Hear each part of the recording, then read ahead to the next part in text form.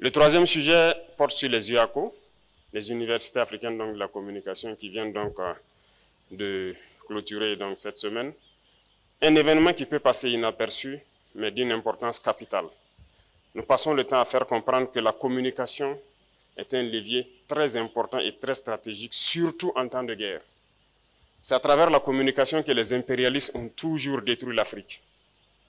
Toutes ces guerres, ces divisions, ces haines qui sévissent sur le continent, depuis l'esclavage jusqu'à nos jours, c'est à travers la communication d'abord. Et ça continue avec le néocolonialisme qui sévit aujourd'hui. Par la communication, ils essaient toujours de nous dresser les uns contre les autres.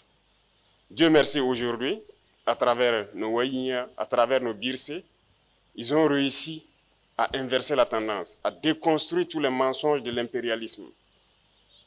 Nous les rendons hommage pour cela. Quoi qu'il faille continuer à encadrer cette communication.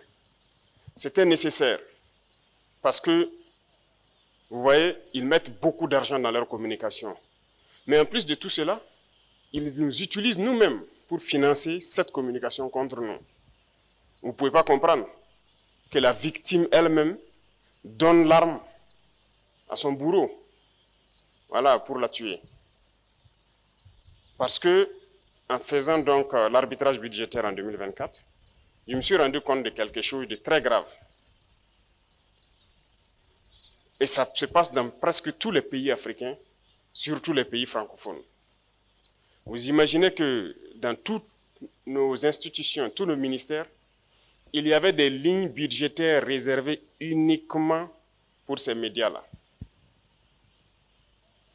C'est en faisant l'arbitrage que j'ai découvert que dans chaque ministère, dans chaque institution, il y a une ligne budgétaire dédiée à cela. Donc, un transfert systématique vers des médias comme Jeune Afrique, Le Monde, ainsi de suite, et ils nous envoient leurs journaux. Donc, qu'on le veuille ou pas, qu'on veuille lire ou pas, notre budget était transféré à ces médias-là.